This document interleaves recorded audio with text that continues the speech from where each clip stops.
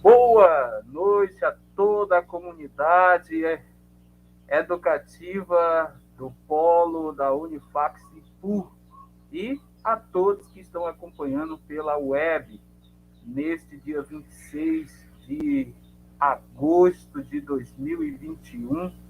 Hoje, um dia para ser celebrado, um dia memorável, é a data de emancipação da cidade de Ipu, Ceará.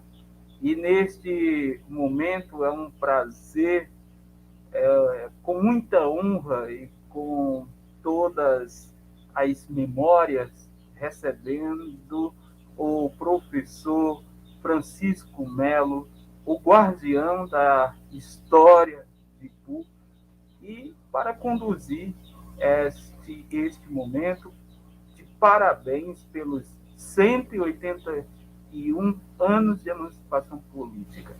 Professor, boa tarde, que satisfação, que prazer imensurável estar contigo. Olha, o prazer é todo meu.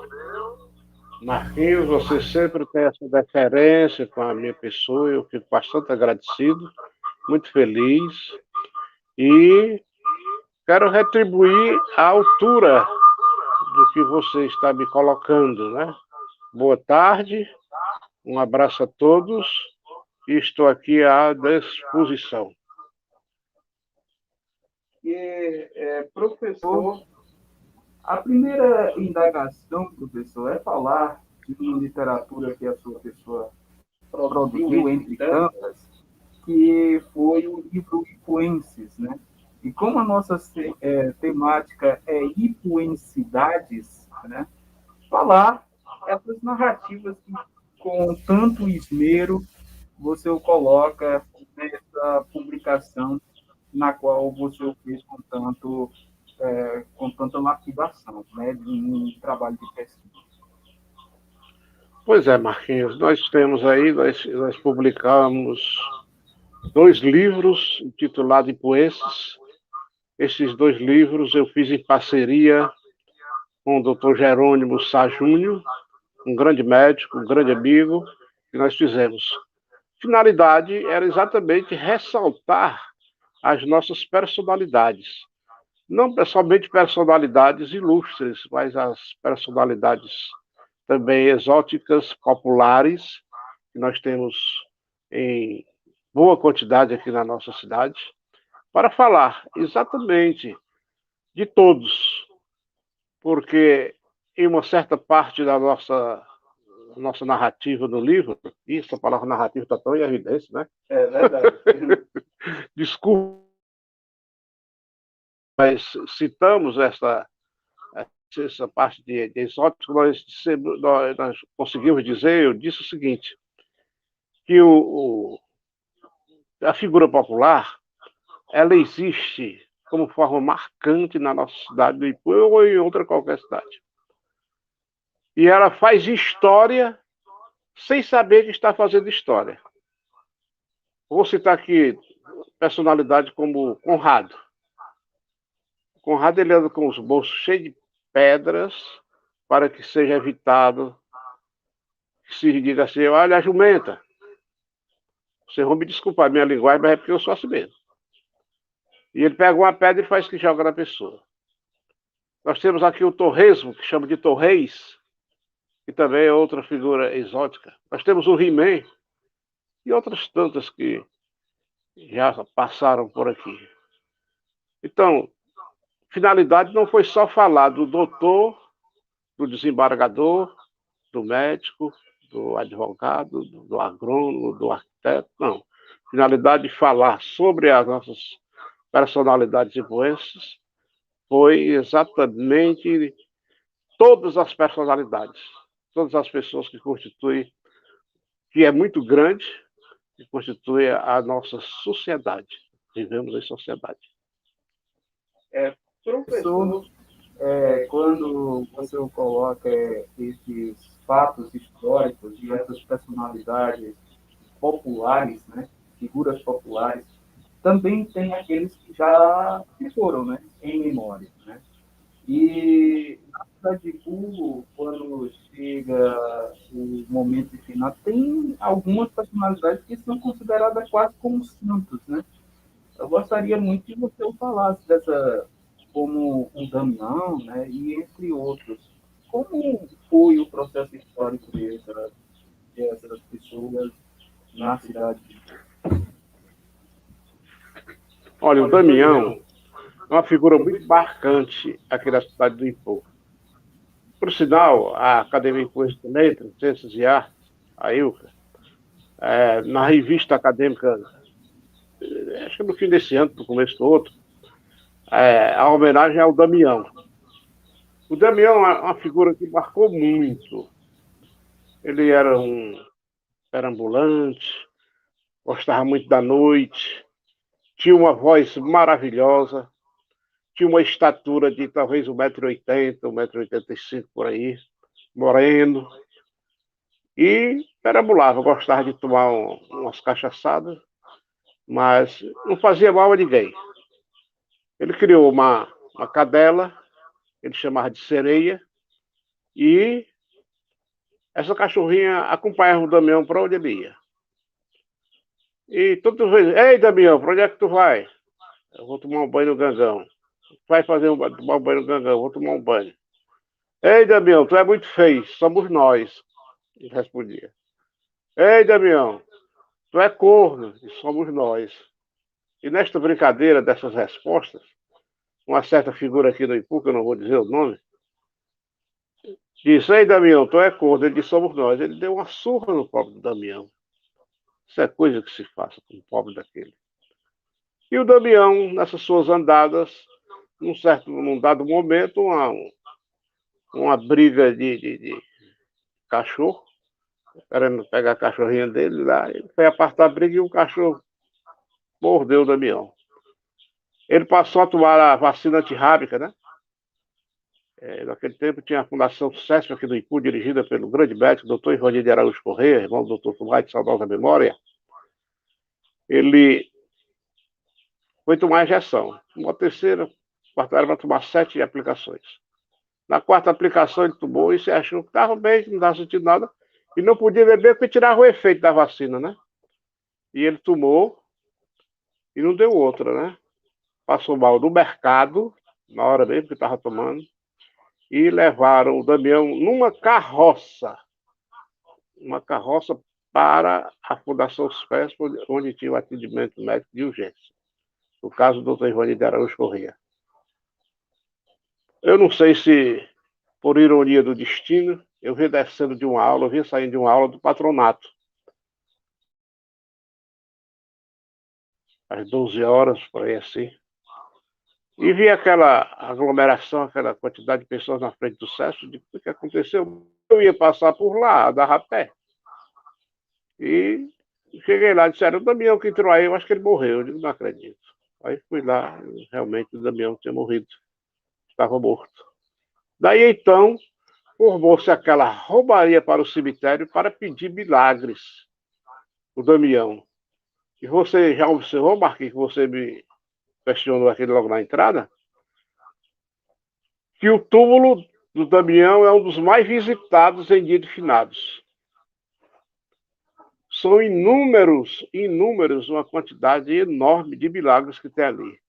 E as pessoas fazem a promessa com ele, conseguem o milagre, e como recompensa eles levam para lá. Se foi um problema na mão, leva uma mão. Se for um problema no pé, leva o pé. Se foi um problema na perna, leva a perna. De madeira ou de barro mesmo. E se foi na cabeça, leva de cabeça também. Leva-se a crer, ninguém pode afirmar, eu principalmente não posso afirmar, eu acho que ninguém pode afirmar a sua santificação. Mas que existe milhares, olhe bem, milhares de milagres existe, porque o túmulo dele já foi aumentado e já foi esvaziado até onde eu tive conhecimento, talvez umas 50 a 60 vezes. Ficava amontoado de milagres e o pessoal lá, cuidando do cemitério, tirava para lá. É uma figura muito marcante a do Damião. Uma outra figura exótica marcante aqui do Ipu foi a da Bamba. A Bamba era uma jovem A última descendente dos 14, você sabe que o Alto dos 14 tem um nome porque lá residiu a primeira família do Alto dos 14, com a família que tinha 14 filhos. 14 filhos. E lá por isso é que ficou chamado Alto dos 14, bairro do Alto dos 14. E a Bamba era uma de suas descendentes. Era muito maltrapilha, muito maltratada, cabelo grande. E as famílias, quem dava alimentação para ela, chegava numa porta, dava um alimento para ela, mandava que ela tomasse um banho, muitos iam, dar banho nela mesmo, cortava o cabelo, cortava a unha, fazia uma certa. É outra pessoa inocente, e também que dizem que é milagrosa. É milagrosa. Então são as figuras marcantes assim.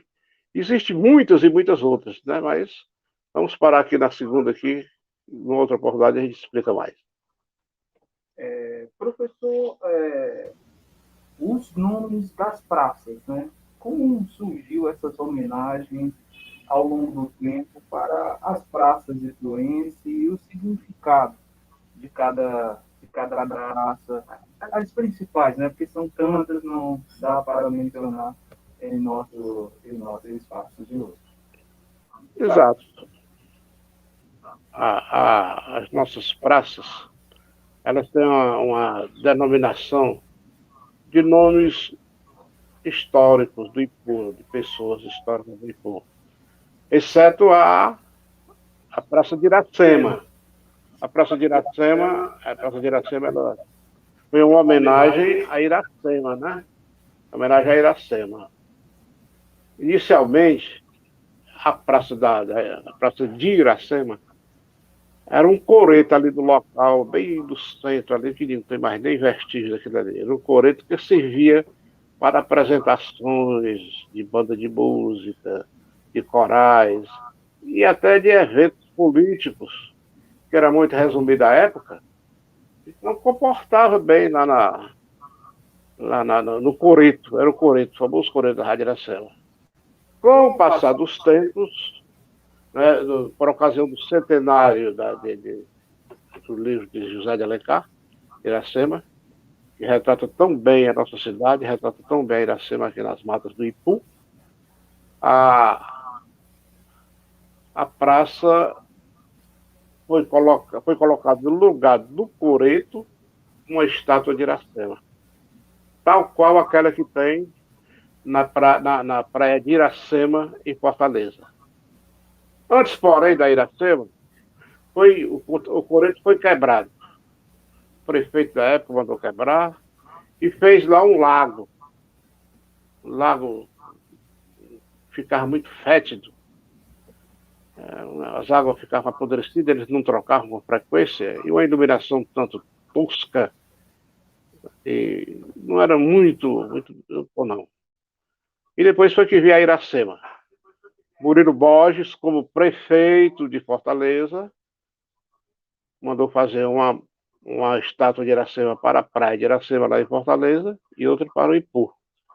E na inscrição da placa consta o seguinte: uma homenagem do prefeito de Fortaleza, Murilo Borges, à cidade onde nasceu Iracema, Ipu, e o local onde viveu Iracema, Fortaleza.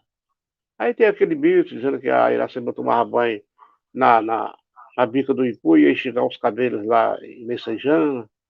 Já que tem aquela lagoa, devido à casa de Alencar ser em Messejana, e assim por diante. É a denominação da principal via pública ou praça pública do Ipu foi a Praça de Iracema. Ela foi inaugurada no dia 7 de setembro de 1927 pelo então primeiro prefeito eleito do Ipu, Félix de Souza Martins.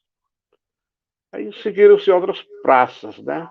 É a Praça de Elmiro Gouveia, uma homenagem a Elmiro Gouveia, é aquela que fica na frente da igreja, né?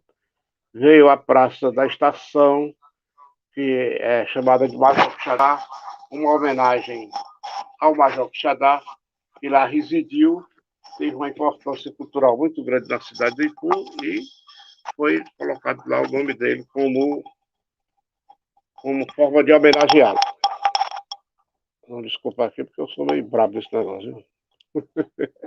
Professor, E aí, Aí nós temos aí a praça aqui da igrejinha, que é a Praça Tomás de Aquino Correia, é uma homenagem ao seu Tomás Correia, avô do Dr. Tomás, pai de São Edgar Correia, consequentemente, lógico, né?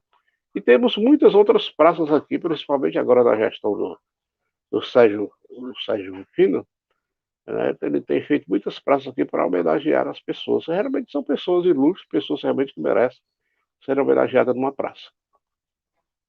Professor Melo, a sua pessoa coloca figuras importantes, né, que ganharam os nomes, né, que são eternos em praça. E neste processo histórico na qual nós estamos vivenciando, como fazer um paralelo do passado para hoje e, na sua memória, fazer um navegar, né, de um navio ou navegar de um barco para ir buscar mais profundo a memória mais marcante do Ipu que você vivenciou. Olha, eu já conto 78 anos de idade. Fiz agora em maio passado. Acredito que bem vividos. E sempre me dediquei às coisas da minha terra. Por influência do meu pai, que era um memorialista por excelência. Ninguém me leva a mal, mas que todos sabem. E da minha tia, Valdemira Coelho, também, que não era historiadora, mas era memorialista. E a minha convivência com eles era muito salutar, era muito bem-fazeja, de muita cordialidade, de muita amizade e respeito. E eles falavam muito sobre a cidade do Ipu, falavam muito, muito mesmo. E ao falecer a professora Rodrigo Coelho, depois do papai, eu fiquei com seus arquivos, seus acervos, muito grandes. Confesso, viu, Marquinhos, que eu ainda não cheguei, que olha, já faz tempo. Faz muito tempo. Desde 2003, eu morri em fevereiro, eu morri em julho de 2003. De 2003 para cá, eu tenho esses arquivos aqui, estudo diariamente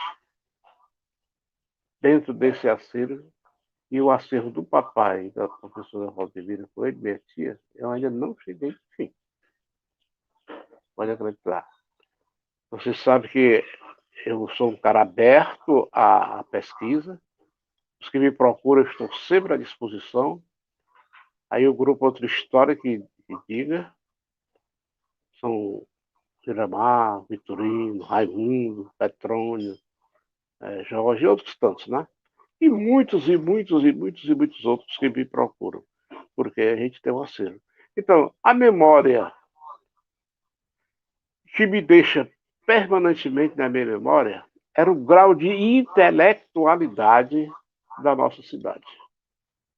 Olha, você vê, Marquinhos, que em 1919 foi criado um gabinete de leitura aqui no Ipu. O que era um gabinete de leitura? O gabinete de leitura era exatamente um local para se frequentar e ler os livros que lá existiam. Foi criado por quem? Pelo doutor Abílio Martins, criado pelo doutor Chagas Pinto, Manuel Bessa Guimarães, Tomás de Aquino Correia, uma das grandes intelectualidades do Ipu, e outros mais. Era um local de encontro da sociedade cultural do Ipu. Eles frequentavam diariamente aquilo ali, diariamente, para exercitar a leitura e adquirir conhecimentos. Olha, o seu Tomás Correia, como a gente conhece assim, ele era farmacêutico e provisionado. Ele tratava ele fazia esses medicamentos de manipulação, né? E hoje é tão raro e tão caro para se conseguir, porque ele é eficaz. Ele tornou-se um dos maiores poliglotas da região aqui, Sobral, Ipu, Crateús, Tianguá. Era um poliglota autodidata. Isso marca muito, para mim marca muito. vendo o interesse do povo da época, falando francês, falando inglês, falando alemão, falando espanhol, fluentemente, como muitos, quase todos falavam. Isso marcou muito. Eu comparo os gabinetes de leitura com as nossas academias de hoje. As nossas academias é um centro também de estudos e muitas outras coisas que a gente pode aprender lá dentro das academias. Tanto aprende como transmite, tá? Então, Marquinhos, isso me marcou muito historicamente. Mas se você quiser remontar mais o final da pergunta, remonte aí que eu vou tentar responder. Professor, de todo o acervo, né? Qual a peça, o aparato que você preparou e teve um deslumbre, né, sobre este acervo tão rico, na qual o seu tio, a sua tia e o seu pai o deixou, né? E além desse contributo tão imensurável que você dá para a cidade, né? O propiciona a cidade, a pesquisa, né, que é o mais fundamental, é transformar a cidade verdadeiramente com possibilidade de encontro ao passado e fazer uma transformação, uma releitura do passado. Né? E essa peça, o que ela diz da cidade hoje? Né? Qual é o ícone que ela o deixa, né, para a cidade? Ou seja, é uma cidade da prosperidade, é uma cidade da cultura. Qual a palavra que fica mais evidenciada na sua cabeça com essa imagem que você conseguiu ter um deslumbre nesse desafio? Exato, Marquinhos, perfeitamente. Olha, nós temos uma cidade próspera, nós tivemos a Estrada de Ferro, que contribuiu muito para o crescimento econômico da nossa cidade do Itu. Então, deu-se uma prosperidade muito econômica muito boa aqui na cidade do Itu. Mas o que me identifica mais ao ver os acervos, segundo você me pergunta, o que me identifica mais é a história cultural da nossa cidade. São os valores culturais existentes, que já existiram também aqui no Ipu, que me marca muito, eu leio muito. Por exemplo, Eusébio de Souza não era daqui do Ipu, mas ele deixou um legado extraordinário para a nossa história. Ele foi o juiz que trabalhou no enforcamento dos dois escravos, escravo Estevão e João Tavares. Crueldade da época, mandaram enforcar os dois escravos. Senhores de engenho, de muito dinheiro, etc. Né? Então, isso me marca muito. Isso aí, que tem assim, a cultura do Ipu é um ícone, como você fala. Para mim, é um ícone que eu gosto de pesquisar. Ver o valor cultural da nossa terra. O que não é diferente hoje. Desponta na nossa cidade um meio cultural muito efetivo, tem uma efetividade entrelaçada entre os estudantes hoje. É bem verdade que nós tivemos uma parada cultural no tempo, mas hoje nós temos até uma parada mais ou menos, nós temos até um momento evolutivo na nossa cultura. Ah, você diz assim, a gente vê muito isso nas internet, a cultura do Ipu está acabada. Não está acabada. Lamenta-se, eu lamento, e certas pessoas que às vezes assumem determinadas funções não têm a devida capacidade de desenvolver. Quer dizer, aí é bem diferente. A especulação imobiliária, por exemplo, você critica muito. Eu que posto muito no Facebook, fotografias, às vezes eu posto uma fotografia que já foi destruída. Aí pessoas que estão com 50 anos que não andam aqui no Ipu, ficam, mas por que que deixaram? Por que que fizeram isso? Por que que destruíram? Deixaram destruir? Isso é uma miséria, isso é não sei o quê, o pessoal não sei o quê. Mas não tem um que venha para cá para o Ipu dizer assim, eu vim te ajudar, Chico Melo. Vamos combater isso. Eu combati muito isso, combati veementemente isso nos rádios, jornais. Aí depois, quando eu vi que estava sozinho e que não dava jeito, porque a especulação imobiliária já é muito grande, tem em todo canto, e passaram a destruir casarões. São poucos os casarões aqui tem, ainda tem alguns, né? Mas são poucos os casarões existentes. Né? Os poucos que nós conseguimos, você sabe, conhecer muito bem, nós conseguimos ainda quando a FAI, quando eu era presidente da FAI, a igrejinha foi restaurada, começou no meu mandato, terminou no mandato do Tontin, um dos grandes presidentes da FAI, o Tontin, João Tomás Lourenço Martins. Nós conseguimos restaurar a igrejinha. Mas a igrejinha já está entrando assim numa ligeira decrepitude. Hoje mesmo eu estive olhando, as portas, a pintura das portas já estão bem esmaecidas. Estão assim, um tanto borradas. Conseguimos tomar a estação, que é um patrimônio também histórico nosso. Já estava, tinha o prefeito atual, que era o Simão Martins, tinha vendido para Crateús, para o Linhares, que é o dono daquela ronda que é lá perto da estação. Mas nós conseguimos reverter aquele processo todo, pedimos a desapropriação do terreno e foi restaurado com muita dificuldade, mas foi. Então, o que está dentro da nossa, do nosso potencial, a gente trata. A cadeia pública, por exemplo, aqui no pé do Alto, onde hoje é a Casa Professora Valdirei Soares.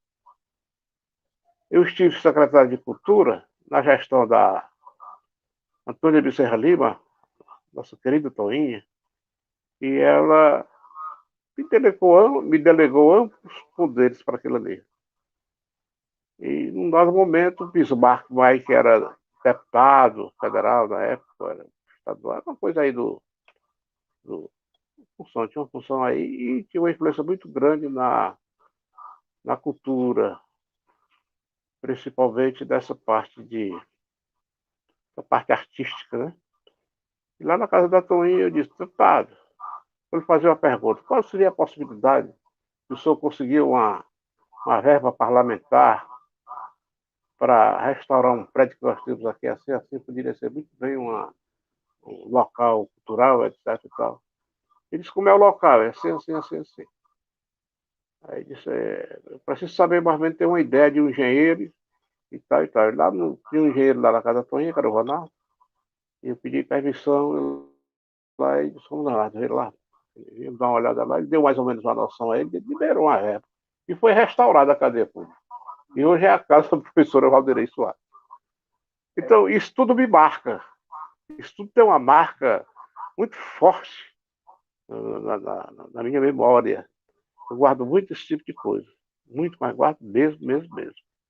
Então, Marquinhos, concluindo aqui, você pode sentir também que você foi um dos. Um dos grandes incentivadores da nossa cultura. Nosso simpósio veio por se transformar na cidade universitária do mês de julho aqui. Eram 10 dias de atividades, com grandes palestrantes e outras tantas atividades que você promovia lá. Quer dizer, isso aqui, o meu it, o que eu gosto mesmo é desse meio cultural. Isso eu acho muito bom fazer. Professor Melo, o José de Alencar, sem sombra de dúvida, tem um referencial com Iracema. E o que Iracema representa na identidade dos ipuenses? Rapaz, a Iracema escrita pelo José de Alencar é uma identidade nossa, né, Marquinhos? Eu considero uma identidade nossa, muito embora seja um mito, e tem algumas pessoas que dizem, não, a Iracema existiu. Pessoas até do nosso meio intelectual dizem que a Iracema existiu. Aí fica querendo questionar, e depois me dê um parente dela, me mostra onde é que tem um parente dela que eu quero conhecer. Né? Então isso identifica muito o Ipu. O Ipu tornou-se conhecido no mundo inteiro através do José de Alencar. Agora eu lamento, a mesma hora que eu digo o José de Alencar contribuiu grandemente para a identificação da nossa cidade, no Ipu não tem uma travessa, até essa expressão foi usada pelo Adílio na última reunião da academia, não tem nada em homenagem a José de Alencar. Parada, né? Que devia ter pelo menos uma praça José de Alencar, uma rua José de Alencar, um prédio José de Alencar. Existiu ainda nos anos 30, 20, 30, existia uma instituição aqui do Antônio Marrocos, que era chamada Instituto José de Alencar. Naquela época era uma escola relativamente pequena, e que existiu aqui no Ipu, funcionou bem aqui no quadro da igrejinha, nessa casa aí da esquina aí, que entra no beco ali da Bahia, né? Também funcionou ali, funcionou com ginásio Poesia, hoje colégio Poesia, funcionou a Escola Normal Rural do Ipu e outras atividades culturais também. Então eu acho que eu acho que a nossa identidade maior aqui do Ipu é a Iracema de José de Alencar. Professor, em todas essas estruturas e narrativas criadas, né, você coloca muito bem essa questão. Você fala tanto de Iracema, você fala tanto de José de Alencar e não tem uma representação simbólica dele. Acredito que está mais do que na hora de fazer algo, né, por essa pessoa que levou o nome de Pooh para o planeta. Né?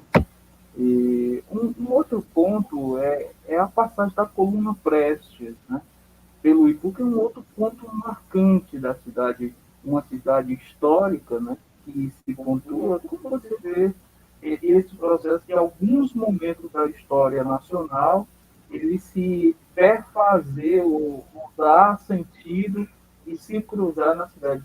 Como você vê esses cenários? Marquinhos, a gente até lamenta uma situação dessa, né?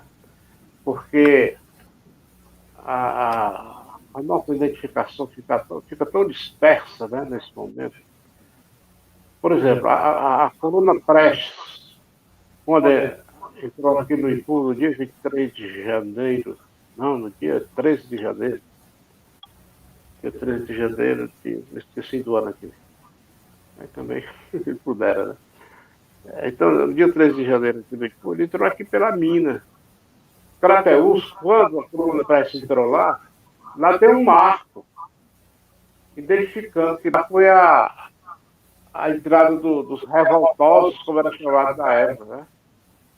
Quer dizer, era uma identificação nacional que era a coluna Prestes, né? Nacional. Então, José de Alencar, ele devia ter uma entrada, ter uma estátua dele, uma entrada, isso é uma sugestão minha, é o que eu estou dizendo aqui. Devia dar uma entrada de rua dessa, ter uma estátua do José de Alencar, para dizer que o José de Alencar cultuou o Ipu, mostrou o Ipu para o mundo. Quer dizer, tudo isso é muito significativo e está faltando ainda no nosso meio. É uma hora boa, nesse 26 de agosto agora, que nós completamos 181 anos de emancipação política, para a gente começar a trabalhar, vamos trabalhar para fazer a representação cultural aqui de muitas outras coisas que deixam de acontecer. Olha, outro acontecimento também de nível nacional, considero nacional, muita gente não, foi a cerca do 32, o campo de concentração. Muitos campos de concentração por aí, aqui no Ceará, tem um rapaz, um pesquisador muito bom, o Valdeci, eu tenho contato com ele aqui quase que diariamente, ele retrata muito bem essa história dos campos de concentração. E aqui no campo de concentração do Ipu foram abrigados milhares de flagelados da cerca do 32. 32. Quer dizer, a gente fica. Quer dizer, devia ter um marco lá nos praiados, mostrando aqui funcionou o campo de concentração da cerca de 1932. Essa cerca do 32 foi até cantada por muitos poetas populares. Eu me recordo muito que meu pai me contava que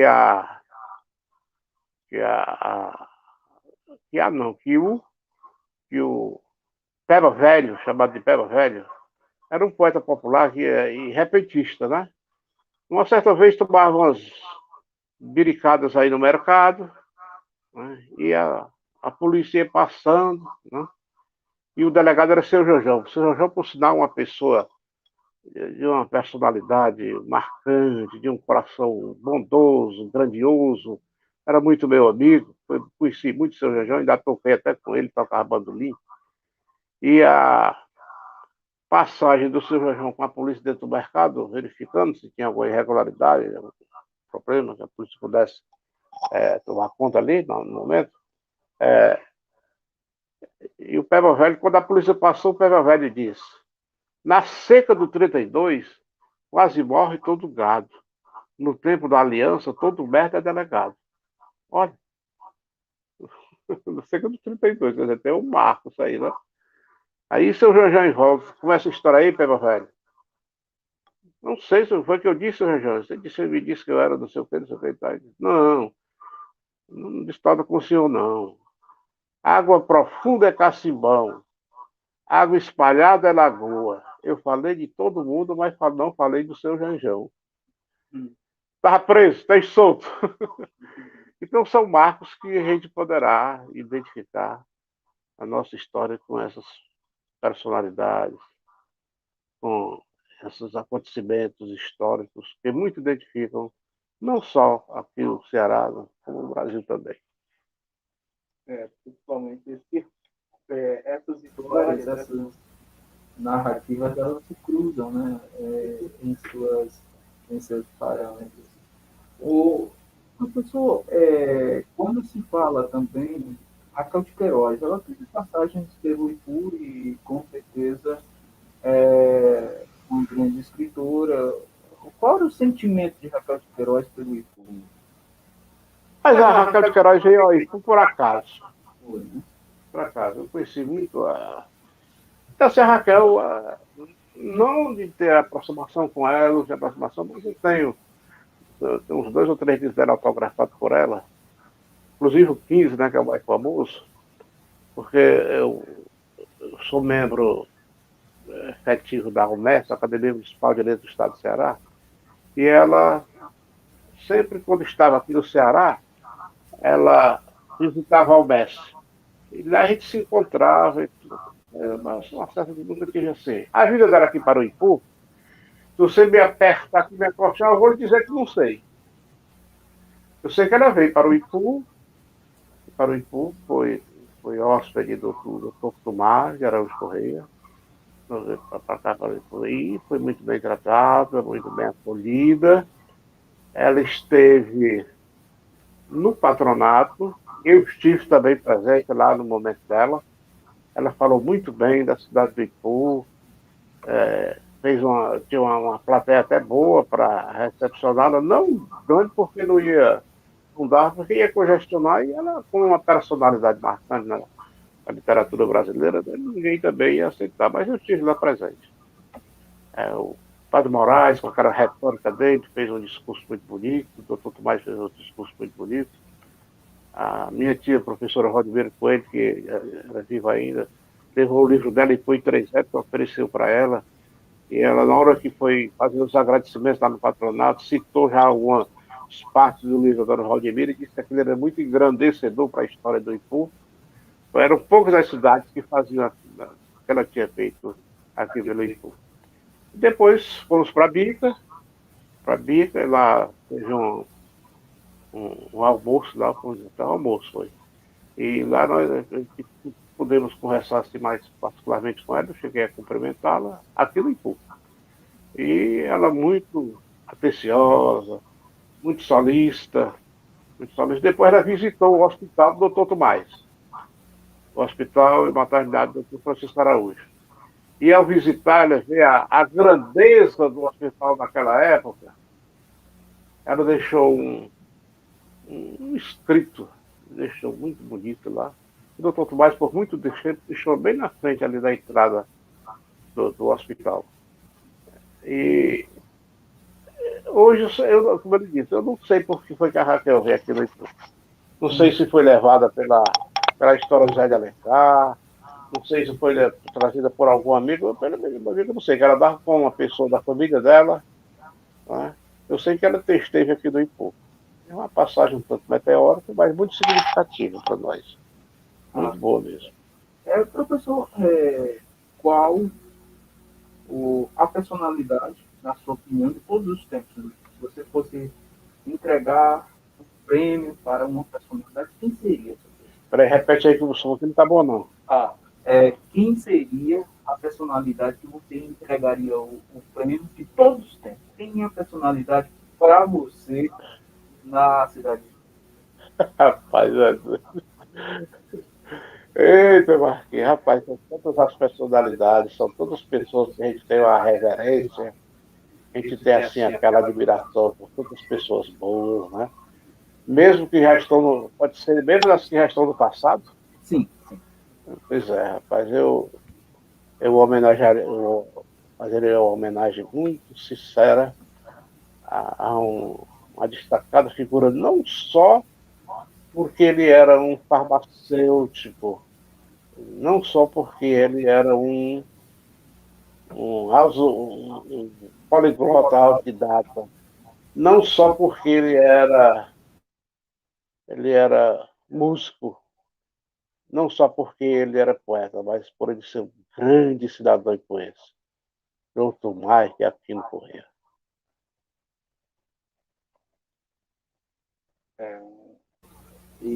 Esses processos históricos, ele permite justamente de encontrar o passado, né?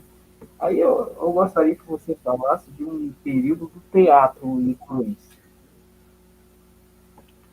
Olha, o Teatro do Ipu, ele tem uma história muito longa e muito antiga, sabe?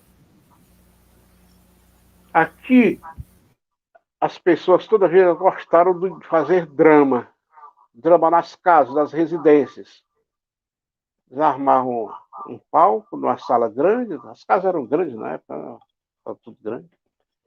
Armavam uma mesa, um lençol, um coxo, uma coisa na frente, faziam e passavam a cantar, passavam a tocar e a dizer poesias, declamar poesias, etc. Tal. Com essa narrativa é do Antônio Marrocos. Com essa afluência de pessoas que se dedicavam muito a essas apresentações que aconteciam nas residências, o teatro foi criado ali. Aí foram se formando outras pessoas, foram aparecendo outras pessoas com outras noções também, e criaram em 1940, 47, 48, por aí assim, 47, 46, 47. Foi criado o Grupo Teatral Ipuense, pelo padre Calbi Jardim Pontes. Quem pesquisa o padre Calbi é o Petrônio. E ele criou um grupo teatral do Ipu e sentiu a necessidade de um local para as apresentações, pois não se justificava mais você estar fazendo apresentação em casa, com empanada de lençol, boca de palco, com lençóis. E criou o Cine Teatro Moderno. Ali onde tem hoje onde é aquela sanduicheira do seu Adão, ele era mais na frente, foi destruído faz muitos anos. E ele criou o Cine Teatro Moderno. Palco, arricou, um declive no piso do prédio, com uma, uma espécie de coreto, uma espécie de galeria que ficava atrás para possíveis projeções de filmes, o que foi a marca final do Cine Teatro Moderno. Mas o teatro em si acontecia ali. E foram encenadas inúmeras peças. Vou citar algumas personalidades que eu conheci bastante. Antônio Gomes da Silva, já falecido, faleceu em Brasília. Alberto Aragão, já falecido. Janjão Campos, Gerardo Aires, Valderei Soares, Chico Lima e outros tantos. Tenho medo da minha tosse, não é Covid, não. Minha garganta seca. Me dê um pouquinho d'água aí. Dentro de todas essas vivências, né, professor, vem novamente essas vivências, né, que vai trazendo na memória. E outro ponto, né, que temos que tocar, né, que é a questão política.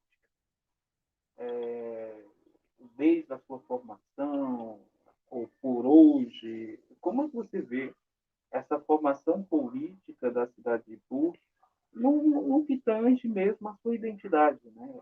Essa cidade que foi se construindo ao longo do tempo e hoje é essa cidade com 180 anos, 181 anos, com as suas glórias do passado e se projetando para o futuro.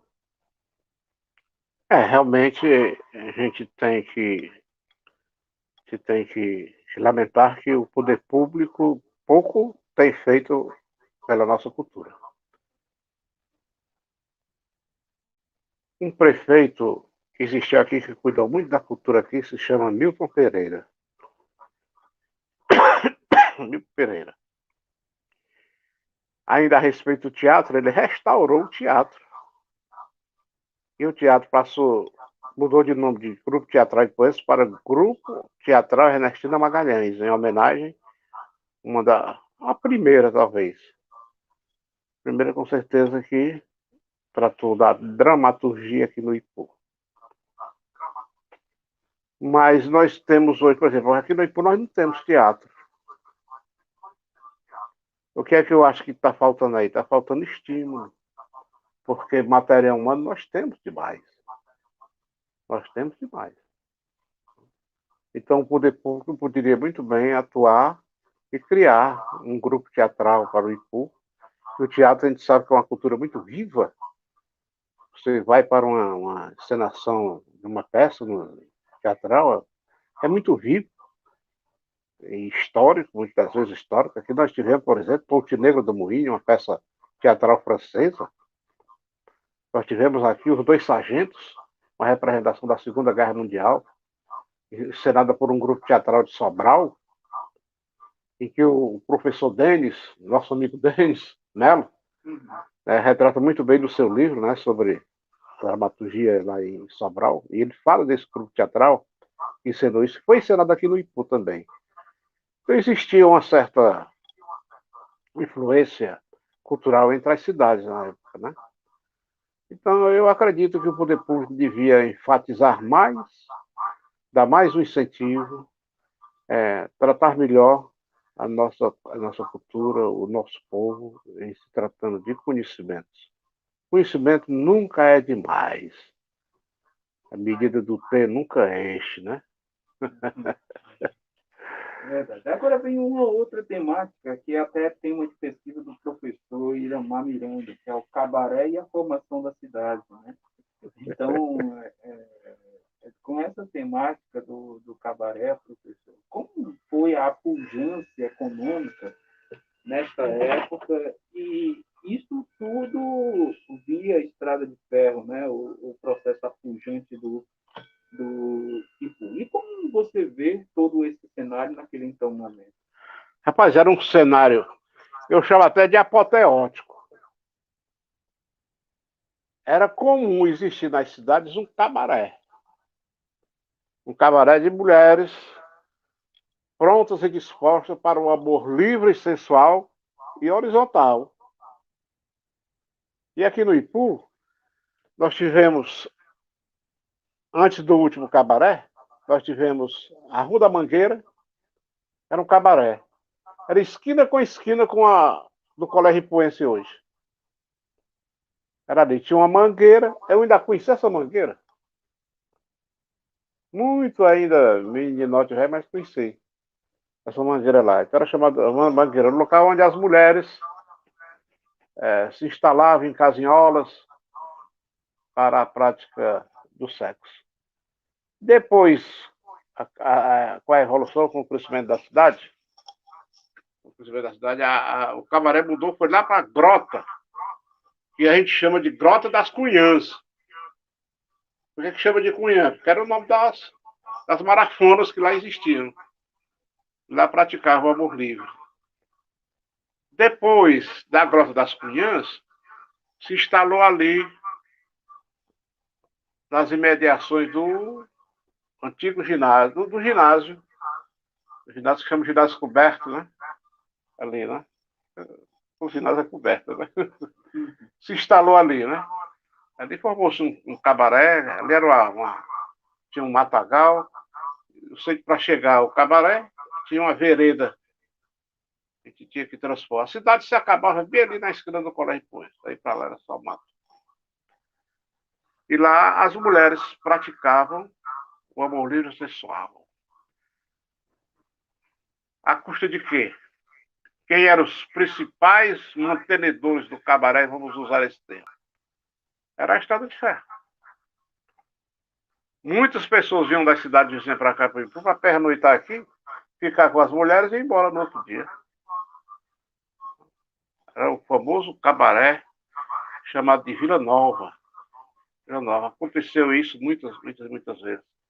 E as pessoas, os funcionários da Refesa, aquelas pessoas que davam manutenção à linha, mestre de linha, mestre de freio, ou freios, mestre não sei disso, daquilo outro, mas eles passavam dias e mais dias aqui nesses trechos, ajeitando a linha de ferro, e pernoitavam aqui no Ipu.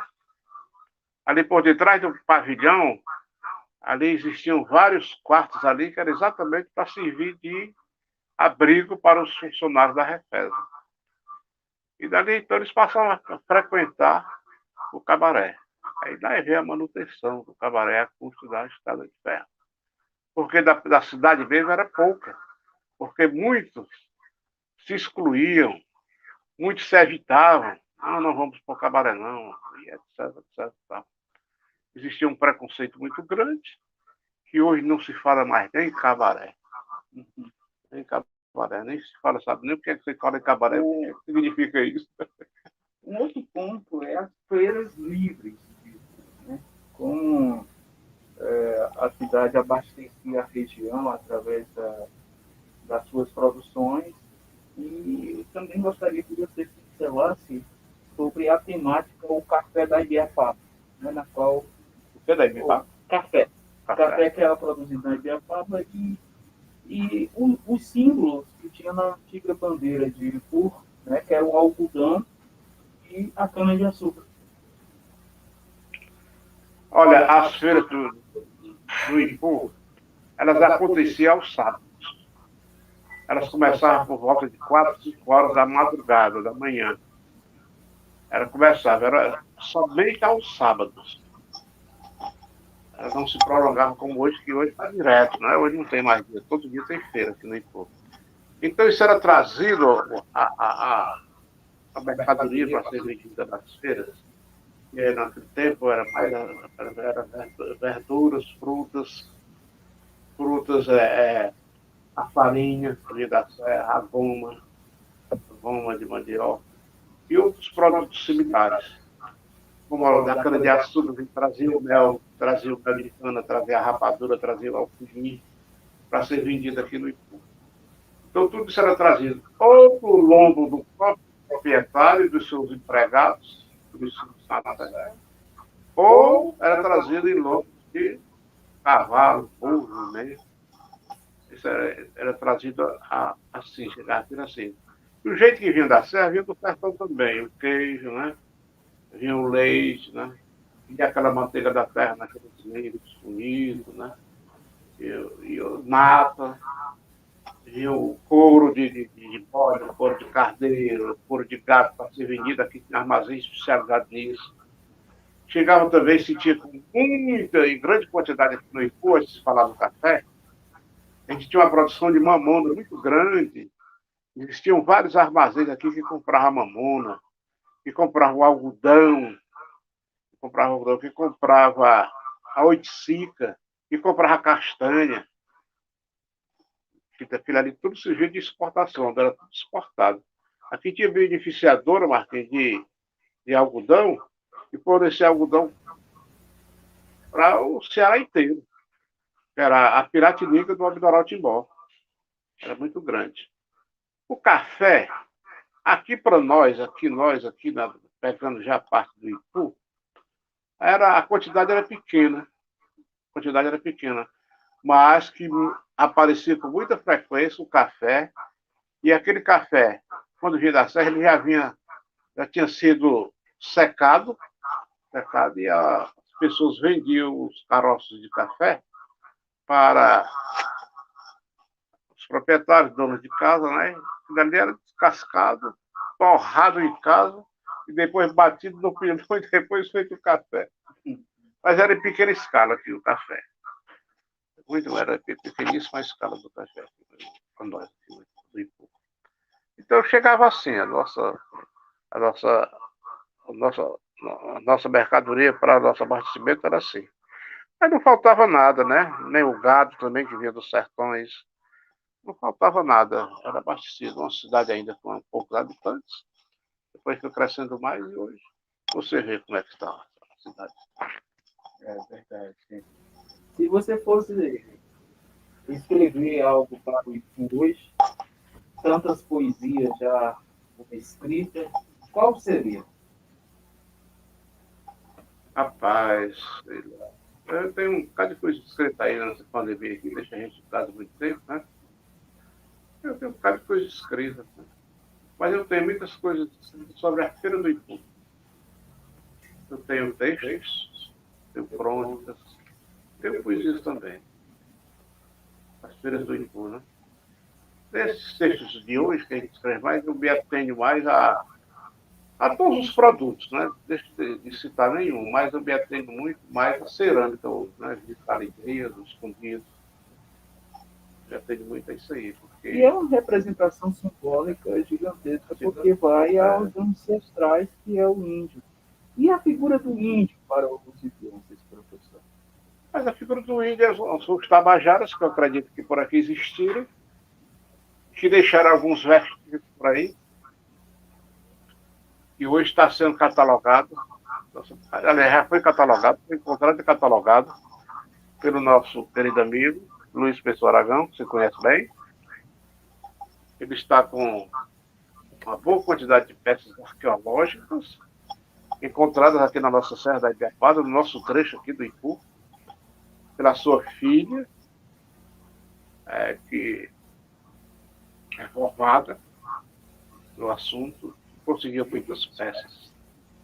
Não vou nem detalhar aqui, porque ainda não está registrado. Está em fase de tramitação no IFAM, mas que são peças valiosíssimas. Existe. Em breve nós vamos ter aqui no Ipu um museu arqueológico que muito vai orgulhar a nossa cidade. Que maravilha.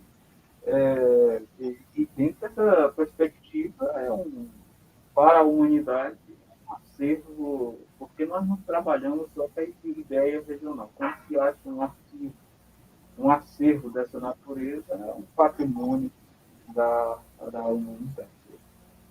Professor, é, sabemos da sua missão, que também passou pelo rádio. E a imprensa, eu gostaria que você falasse nesses 181 anos, como foi essa imprensa nesse processo histórico? Rapaz, teve uma evolução muito grande a imprensa no Ipu, né? O Ipu toda a vida gostou de jornais. Na edição da. Eu vou tomar um pouquinho de né?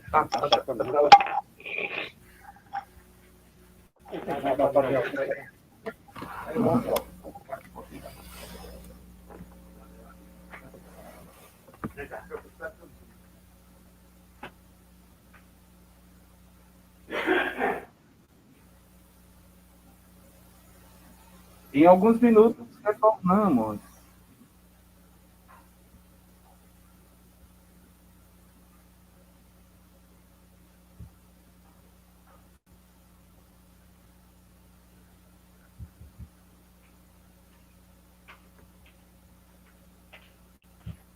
Estamos já?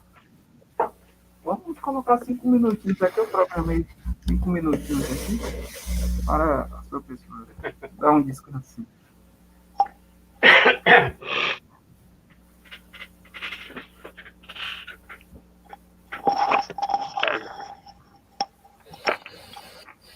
É só operado da garganta.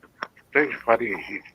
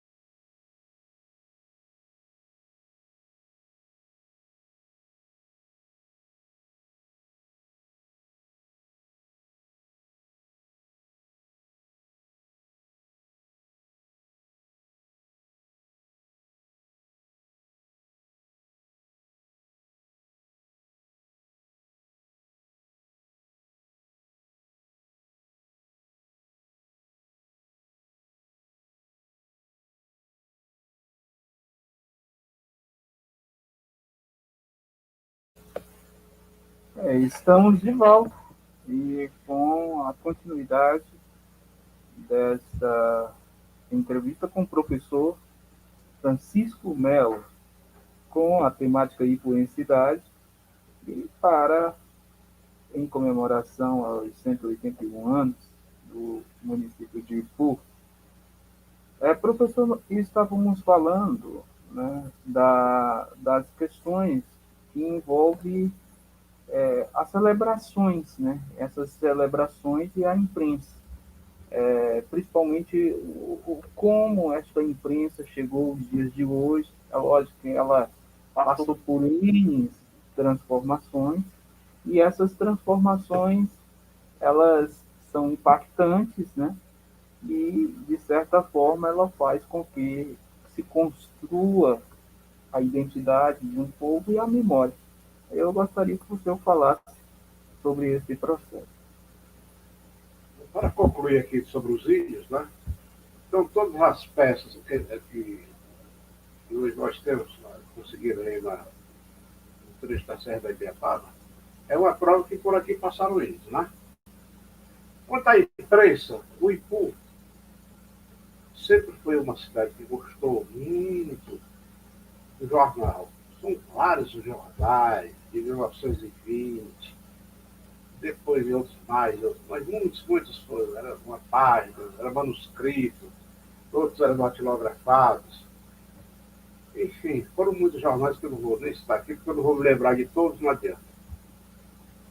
E tivemos o Ipu Jornal dos anos 50, que teve como fundador o nosso grande amigo Antônio Carlos Martins Melo, nosso Tatais. Funcionou por muito tempo, depois deu uma parada, aí veio para cá. Depois, com a ascensão dele como juiz federal, ele passou uma temporada vindo aqui para o Ipu e restaurou o Ipu Jornal. O Ipu Jornal funcionou de 1989 até 1981, foi a última circulação do Ipu Jornal. Depois do Ipu Jornal, nós tivemos o Jornal dos Tabajaras, foi um jornal criado pelo seu amigo aqui, e o Paulo Germano Martins Aragão, um rapaz muito interessado na época, que hoje é grande jurista na cidade de Teresina, no Piauí. Esse jornal chegou a circular em torno de 27 números, deixou de circular porque se tornou mais difícil a situação e a revisão, e não dava mais certo. Depois disso veio ir para o grande, outra história, né? Então, vendo a imprensa como um todo. Nós tínhamos saído e voltamos de novo. Aí, quando voltou, este caiu. Então, nós vamos ter que colocar ele de novo, sabe?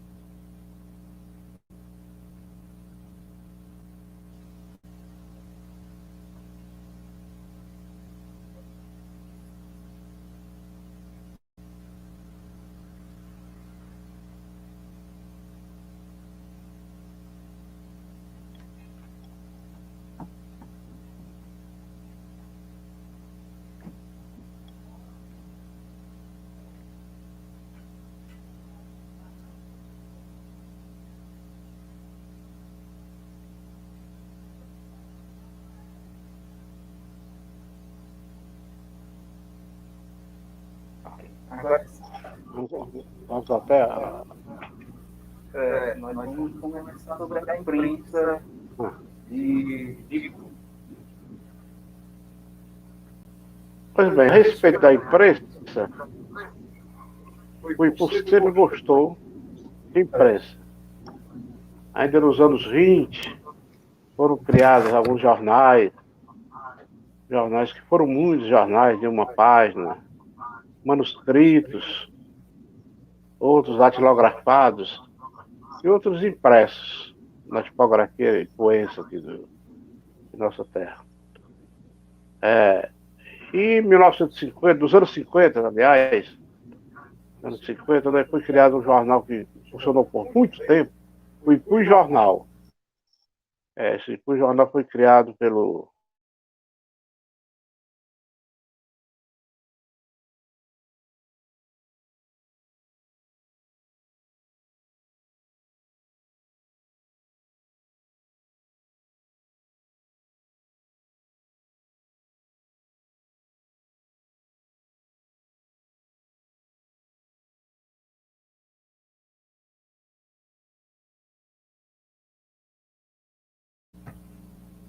ficou aguardando aqui o Fortaleza e foi restaurado o Ipu Jornal. De 89 a 91 funcionou a segunda fase do Ipu Jornal. Depois do Ipu Jornal, nós tivemos o Jornal dos Tabajaros, foi criado aqui pelo seu amigo, o Paulo Germano Martins Aragão, jovem na época, mas muito promissor, hoje é um grande jurista na cidade de Teresina. O Jornal dos Tabajaras circularam 27 números. Por problemas outros, também não foi muito à frente. Tivemos o Ipu Grande, do Grupo Outra História, foi um jornal que circulou vários números também. Bom, só para refrescar aqui um pouco a memória, o Jornal que teve maior número de circulação foi o Correio do Norte, aqui no Ipu. Um jornal funcionou muita informação sobre a cidade do Ipu, muito mesmo, o Correio do Norte. Depois aí veio a imprensa falada, né? A criação da Rádio Iracema, que hoje está completando 32 anos também de existência, né? A Rádio Iracema de Ipu, criada pelo então deputado da época, Gomes Farias, grande locutor, grande radialista do estado do Ceará, do estado do Brasil. Ele trouxe a Rádio Iracema para cá, já com seu sobrinho Bosco Farias a tiracolo, para tomar conta da rádio. Aí funcionou com o Bosco aí por muito tempo e até hoje funciona. Ela teve uma decadência, mas ela está numa ascendência agora, está no crescimento, né? Depois tivemos a Rádio Regional, que era de propriedade da Aviação Ipu. Hoje são vários acionistas lá. E pelo que eu escuto aqui, que eu fico mexendo em rádio, uma coisa e outra, ela está mais só musical, só informativo, gravação, em cadeia contra os rádios do sul do país. E temos a rádio FM Cidade, que está num nível muito bom, uma imprensa muito, muito boa. E temos a Rádio Liberdade, que ainda não entrou com a sua programação. Era a antiga Rádio Novo Tempo, que é de propriedade aí do Sérgio Rufino. E estou lá. Então a imprensa do Ipu, ela gira ainda em torno dessas coisas. O jornal não existe mais. Então, mas a imprensa falada. Porque hoje a gente se da internet, vale muito da internet, vale muito por conta do tempo para ler tudo que é de jornal. Hoje você abre se eu abrir aqui uma página aqui, eu vou encontrar o jornal de São Paulo, do Rio, do Brasília, eu sei as notícias imediatamente. Hoje nem o Diário do Nordeste vem mais para o Ipu, porque não tem mais venda. Todo mundo lê na internet.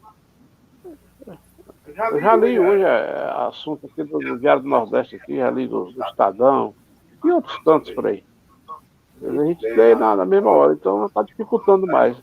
Então eu vejo a imprensa aqui do Ipu escrita praticamente, eu vou usar um termo pesado, mas zerada. Tem imprensa escrita aqui zerada, escrita não tem, falada ainda tem e está tá em evidência mais. Tá em evidência. Agora, desde do nível de cada um, mas tem. Você tem. Ah. Então, esse recorte sobre a imprensa na visão do professor Mendes. Um outro ponto interessante, professor, que constitui a cidade, né, é sobre a questão da saúde, né?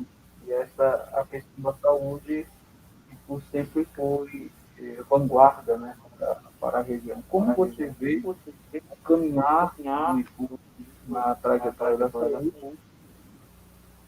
Eu poderia ter caminhado muito mais. Muito mais. Nós chegamos aqui a um período aí, um tempo aí, que não está muito distante. Nós tínhamos aqui muitas especialidades. Aqui no Hospital dos Usuários a gente tinha muitas especialidades. Era um programa do governo federal, não me recordo agora o nome. Eu sei que tinha tinha ortopedista, tinha pediatra, tinha cirurgião geral e outras coisas também. Só as únicas que não existiam naquele tempo, que eu não me recordo assim de nenhuma, era em cardiologia e neurologia. Mas tinha muita ginecologia, tinha muita obstetrícia, existia muita coisa. Muito embora hoje olha, aqui no Ipu nós temos o hospital do Dr. Mais ali, que ele chama, Dr. Francisco Araújo, que chamou de Hospital do Dr. Mais, nós temos a Casa de Saúde São Sebastião, do Dr. Bonfim Efigênia, né? Nós temos o Hospital Bolsa Moraes, do Dr. Eduardo Pinheiro Bezerra, e temos o Hospital Municipal, que também tem umas especialidades lá, né? Hoje eu vi até escutei no rádio, na rádio. Não sei nem quem foi que falou. Sei que parece que vão trazer um pediatra para aí. Ficar permanentemente. Tem que morar aqui, né? Tem que ir aqui. E eu acredito, viu, Marquinhos, que a gente podia estar bem mais evoluído. Bem mais evoluído. Se existisse mais empenho, eu acho que deveria estar muito mais evoluído. Agora, essa pandemia, ela deu uma prensada em tudo que foi de atividade. Ninguém sabe até onde vai parar isso aí. Tomara que pare, né? Professor, uma frase que eu gostasse de falar para este de 181 anos de existência, e que isso impulsione mais uma quantidade de anos para o futuro infinito, né? Então é uma cidade que vai ser projetada e que você está desejando para ela com o seu pensar, com a sua identidade de influência, que ama a sua cidade, uma visão do professor, escritor, poeta, memorialista. Aqui é o seguinte, eu jamais vou construir uma frase aqui, mas vou conclamar aos meus conterrâneos, em qualquer parte do Brasil, venham mais a Ipu, frequentem mais a Ipu, vejam não só as suas belezas, não vejam só o que já tem, mas que tragam alguma coisa para a nossa cidade. Olhe para as nossas necessidades e tragam algo de melhor, de bom, essa nossa querida cidade de Ipu, uma terra que todos nós amamos, todos nós estaremos bem. O que tem de poeta aqui não é brincadeira, todos cantam, encantam com as belezas da cidade, mas é preciso realização, é preciso que traga alguma coisa para cá. E quem pode fazer isso somos nós, que somos do IPU. Portanto, amigos conterrâneos, venham, apareçam mais frequência no IPU, para que nós possamos evoluir muito. Nós temos condição, nós temos material humano, e vamos trabalhar mais pela nossa cidade. Isso é o que eu vejo, é a ótica que eu vejo. Quero agradecer, Marquinhos, a sua deficiência, mais uma vez, que me dá essa oportunidade de falar sobre a nossa cidade. Ou bem ou mal, eu falei. Gratidão, professor Melo, e a toda a comunidade estudantil da Universidade Salvador, o Grupo Educacional Unima. Nós ficamos muito contentes, felizes por esse momento de levar o polo, a Unifac-U. É um grupo educacional que pensa com outra cabeça, né? E o grupo ele busca fora o que há de mais moderno em educação do planeta. Então, os nossos alunos eles têm que vivenciar a universidade. E um momento como esse, trazendo o professor Melo para falar de grupo, é justamente vivenciar a cidade. E essas vivenciagens, com certeza, vai estar no pensar, no mental dos nossos queridos e queridas alunos. Então, gratidão, parabéns pelos seus 181 anos de emancipação política. E o futuro é agora. Faça parte da história, transforme a sua cidade em uma cidade melhor a partir de você. Tchau, tchau. Gratidão. Um grande abraço.